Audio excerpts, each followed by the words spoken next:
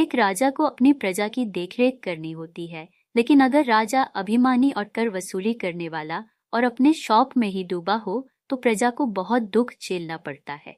एक छोटे से राज्य का राजा बड़ा अभिमानी था। गांव में किसानों की हालत बहुत खराब थी। कई सालों से पर्याप्त बारिश नहीं हो रही थी, जिस कारण फसल अच्छी नहीं हो रही थी।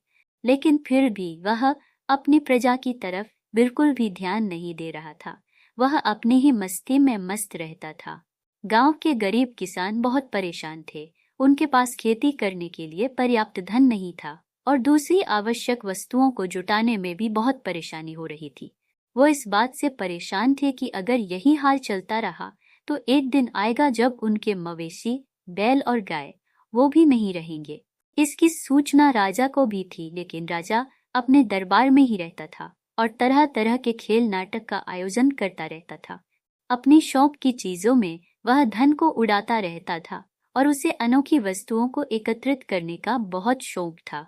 राजा अपने राज्य की ओर ध्यान नहीं देता था। कई बार तो राज्य के जो गरीब किसान थे राजा के दरबार में गुहार लगाने गए थे। उन्हें सिर्फ दिलासा देकर वापस लौटा दिया था उसने। कर माफी के लिए भी कई बार राजा से गुहार लगाई गई, लेकिन राजा के कानों में जूं तक नहीं रेंगी। गांव में एक बुजुर्ग थे। उनका कहना था कि वह ऐसे किसी एक व्यक्ति को जानते हैं जो कि बहुत समझदार और चतुर है, जो किसी तरह से राजा को समझाने में गांव की सहायता कर सकता है। उस बुजुर्ग व्यक्ति ने उस बुद्धिमान व्यक्ति का पता लगाया। उस बुद्धिमान व्यक्ति के पास पूरा गांव गया। बुजुर्ग ने अपनी सारी आप बीती और गांव की सारी परेशानी को उस चतुर आदमी के सामने रखा और कहा कि आप किसी तरह से हमारी मदद कर सकते हैं। राजा हमारी एक भी बात सुनने को तैयार नहीं है। राजा हमें उपयुक्त धन देना तो दूर, हमारा कर भी माफ नहीं कर रहा है। बुद्धिमान व्यक्ति ने गांव की हालत को देखते हुए और किसानों के मुरझाए हुए चेहरे को देखते हुए कहा कि जरूर मैं तुम्हारे साथ में जाना चाहूंगा और तुम्हारी मदद करूंगा। वह व्यक्ति गांव में आया और राजा से मिलने की इच्छा जाहिर की। राजा ने पहली बार उससे मिलने से मना कर दिया। उसे पता चल गया था कि राजा को अनोखी और अनमोल वस्तुओं को संग्रह करने का शौक है। 2-3 बार आग्रह करने पर राजा उससे मिलने के लिए तैयार हुआ। जैसे ही वह व्यक्ति राजा के सामने दरबार में आया तो राजा ने कहा कि क्या कहना चाहते हो कहो। किसी की कोई समस्या लेकर आए हो तो उसके लिए मैं कुछ नहीं कर सकता। बरसात और सूखा, इन पर मेरा कोई वश नहीं चलता है। उस व्यक्ति ने कहा कि नहीं महाराज, मैं यहाँ पर उनके लिए नहीं आया, मैं तो आपसे मिलने आया हूँ। आपकी प्रतिभा के बारे में बड़ा सुना है। आपको ऐसी वस्तुओं को शौक है जो अनमोल और भिन्न हो, जो इस संसार में कम पाई जाती है। यह भी मुझे ज्ञात है। राजा यह सुनकर बहुत खुश हुआ। उसने कहा कि कहाँ है वह वस्तु, तुमने उसका ऐसा वर्णन करके मेरी जिज्ञासा को बढ़ा दिया है। व्यक्ति ने कहा कि उनके निर्माण का ज्ञान उसे एक सिद्ध पुरुष ने बताया था, लेकिन मैं उसका निर्माण नहीं कर सका। आपकी प्रतिभा के बारे में बड़ा सुना है। आपको ऐसी वस्तुओं को शौक है जो अनमोल और भिन्न हो, जो इस संसार में कम पाई जाती है। यह भी मुझे ज्ञात है। राजा अपनी प्रशंसा सुनकर खुश हुआ। उसने कहा कि हाँ, बताओ तुम क्या लेकर आए हो। उस बुद्धिमान व्यक्ति ने कहा कि मेरे पास एक ऐसी कला है जिससे मैं एक ऐसी वस्तु का निर्माण कर सकता हूँ जो दिखने में न सिर्फ खूबसूरत होगी बल्कि अनमोल भी होगी। इस संसार में अभी तक किसी के पास नहीं है, जिसे आपके दरबार में मैं लाना चाहता हूँ। राजा यह सुनकर बहुत खुश हुआ। उसने कहा कि कहाँ है वह वस्तु, तुमने उसका ऐसा वर्णन करके मेरी जिज्ञासा को बढ़ा दिया है। व्यक्ति ने कहा कि उनके निर्माण का ज्ञान उसे एक सिद्ध पुरुष ने बताया था, लेकिन मैं उसका निर्माण नहीं कर सका। राजा ने कहा क्यों नहीं कर पाए। व्यक्ति ने जवाब दिया, उसके लिए मेरे पास धन नहीं है। मैं चाहता तो किसी भी राजा के दरबार में जाकर मांग सकता था, लेकिन मैंने आपको चुना क्योंकि उसके पीछे भी एक कारण है जो मैं आपको अभी नहीं बता सकता। राजा ने कहा कि हमारे पास धन की कोई कमी नहीं है, लेकिन वो वस्तु है कहाँ। व्यक्ति ने कहा उसे निर्माण करने में 8 माह का समय लगेगा और उसकी विधि मुझे गुप्त रखनी पड़ेगी, वो मैं नहीं बता सकता हूँ। राजा के दरबार में थोड़ी खलबली मच गई और उन्होंने कहा कि यह व्यक्ति शायद झूठ बोल रहा है। उस व्यक्ति ने कहा कि नहीं महाराज, मैं सच कह रहा हूँ। मैं आपको एक ऐसी वस्तु का निर्माण करके दूंगा जिसका रहस्य सिर्फ मुझे पता है। वो आज तक इस संसार में ना कोई बना पाया है ना कोई बना पाएगा, और वो सिर्फ आपके दरबार में होगी। 8 महीने के प्रयास से मैं उसे ला सकता हूँ। दरबार में उपस्थित मंत्रीगण क्रोधित होकर बोले कि क्यों व्यर्थ की बात करके हमें मूर्ख बना रहे हो, तुम ठग हो।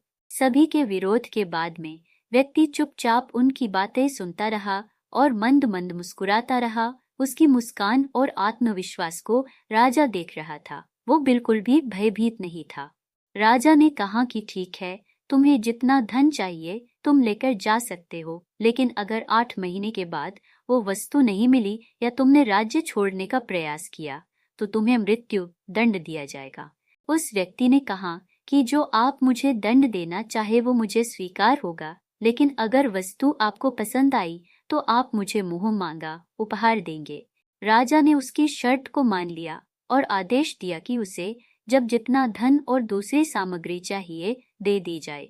बस फिर क्या था, वो व्यक्ति हर 10-15 दिन में मुंह मांगा धन राज दरबार से ले जाने लगा। दिन बीतते गए। राजा के मंत्रीगण और खुद राजा को चिंता जरूर हो रही थी, क्योंकि वो बहुत अधिक धन ले कर जाने लगा था। लेकिन राजा अब मना भी नहीं कर सकता था। व्यक्ति उस धन को गांव में वितरित करता था। अब 8वां महीना आने वाला ही था। 15 दिन शेष बचे थे। तब वो राजा के दरबार में उपस्थित हुआ और उसने राजा से अकेले मिलने को कहा। राजा ने उसकी तही बात को मान लिया और उसे अपने कक्ष में बुलाया और पूछा कि कहो, ऐसा क्या है जो तुम कहना चाहते हो। उसने कहा कि महाराज, मैंने वह वस्तु बना तो ली है, लेकिन जैसा कि मैंने पहले दिन कहा था कि मैंने बहुत राजा को छोड़कर आपके दरबार में आना क्यों पसंद किया, उसका राज मैं आपको बताता हूँ। उस वस्तु के निर्माण होने के बाद में उसे देखने की कुछ शर्तें हैं। वह वस्तु सिर्फ उन्हीं व्यक्तियों को दिखाई देगी जिसका मन निर्मल हो, जिसने कभी झूठ नहीं बोला हो, जो निडर हो, जो इस धरती पर सबसे शक्तिशाली होगा, साथ ही छोटे से राज्य का राजा बल्कि उसे पूरी पृथ्वी का राजा बनने का अधिकारी होगा। मुझे लगता है कि आप में वो योग्यता है, इसलिए मैं आपके पास आया और वो वस्तु को उजागर करने के बाद मेरा सोचना सही साबित होगा। आपके राज्य में आपके कुछ मंत्री भी हैं जो शायद उसके अधिकारी हो सकते हैं। अगर उनमें से किसी को भी वस्तु दिखाई नहीं दी और आपको दिखाई दी, इसका मतलब वो महान पुरुष आप ही होंगे। राजा उस व्यक्ति की बात सुन चिंता में पड़ गया और उस वस्तु के विषय में सोचने लगा। 15 दिन के पश्चात वह व्यक्ति चांदी की थाल लेकर वापस आया। दरबार में जब वह आया तब दरबार में खलबली मच गई। सभी लोग आपस में बातें करने लगे। राजा की नजरें सब पर थी। राजा ने कहा, शांत हो जाए। दरबार के सेनापति बोल रहे थे कि इस युवक ने हमारा धन लिया है और यह अब हमें इस तरह से छल रहा है। यह कुछ भी लेकर नहीं आया है सिवाय इस थाल के। महाराज, आप ही बताइए, हम इसका क्या करें? इसको मृत्यु देना ही चाहिए। युवक मुस्कुरा रहा था और राजा की तरफ देख रहा था।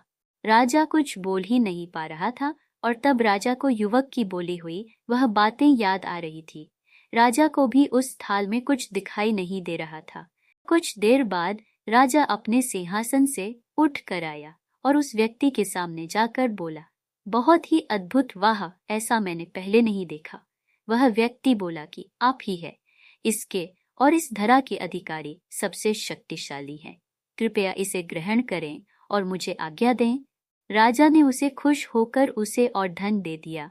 वह धन ले जाकर उसने फिर से उन किसानों को दे दिया। किसानों को उस धन से बहुत सहायता हुई जो उसने 8 महीने के समय में दिए थे। साथ ही कुछ सालों का सूखा इस बार टूट गया और फसल भी ठीक हुई। इस तरह एक समझदार व्यक्ति ने राजा को सबक सिखाया।